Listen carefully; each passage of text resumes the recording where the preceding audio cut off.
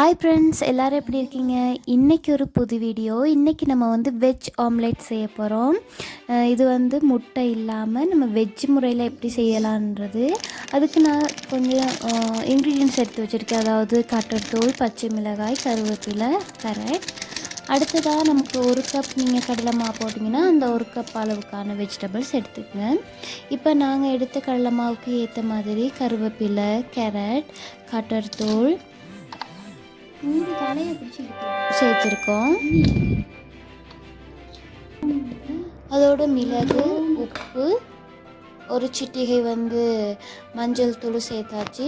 கொஞ்சம் காரம் வேணும்னா ஸ்பைசிக்கு மிளகாய் தூளும் கொஞ்சம் சேர்த்து நல்லா மிக்ஸ் பண்ணுங்கள். கொஞ்சம் டேஸ்ட்டை கூட்டுறதுக்காக நாங்கள் தயிர் வச்சுருந்தோம், அதை வந்து கொஞ்சம் சேர்த்துக்கிறோம். அது கம்பல்சரி இல்லை, தயிர் இல்லாமையும் நம்ம செய்யலாம். கொஞ்சம் டேஸ்ட்டுக்காக நாங்கள் தயிரை வந்து சேர்த்துக்கிட்டோம். அதுக்கப்புறம் கொஞ்சமாக பெருங்காயத்தூள் போட்டு மிக்ஸ் பண்ணணும். கடலை மாவில் பார்த்திங்கன்னா முட்டையில் உள்ள அதே ப்ரோட்டீன் வந்து இருக்குது. அதனால் சைவம் விரும்பி சாப்பிட்றவங்க இதை வந்து மஸ்ட் ட்ரை பண்ணி பார்க்கலாம். இப்போ வந்து வெதுவெதுப்பான தண்ணி விட்டு கொஞ்சம் கொஞ்சமாக கட்டி இல்லாமல் நம்ம வந்து கலந்துக்க போகிறோம்.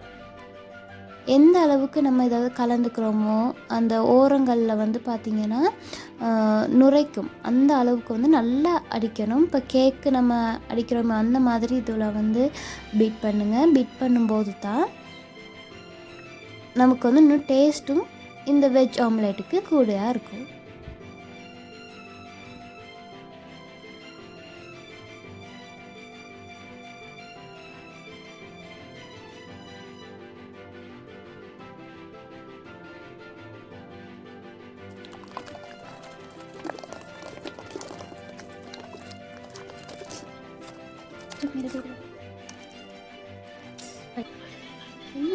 ஓகே ஃப்ரெண்ட்ஸ், இப்போ வந்து நல்லா அடித்தாச்சு மாவை. இப்போ வந்து லைட்டாக நம்ம தோசைக்கல்லில் வந்து நெய்யோ பட்டரோ எது வேணாலும் நீங்கள் யூஸ் பண்ணலாம். ஆயிலில் குட்டீஸ் கொடுக்கும்போது பட்டர் அல்லது நெய் யூஸ் பண்ணுங்கள். நெய் வாசம் பிடிக்காதவங்களுக்கு பட்டர் யூஸ் பண்ணலாம்.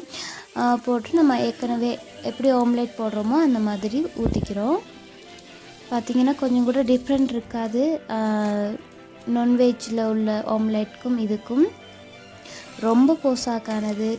ஈவினிங்க்கு சாப்பிட்றதுக்கு எதுவும் இல்லையா, இதையும் சேர்த்து சாப்பிடலாம். இல்லை நம்ம சோறுக்கு வந்து சைட் டிஷ்ஷாக யூஸ் பண்ணலாம்.